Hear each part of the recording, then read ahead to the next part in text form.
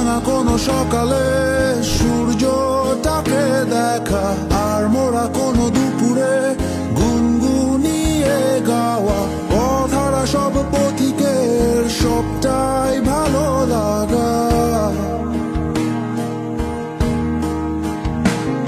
আর জানালার ওই কাছটায় থমকে থাকা বৃষ্টি, অলিখিত সব কবিতায় আটকে থাকা সৃষ্টি।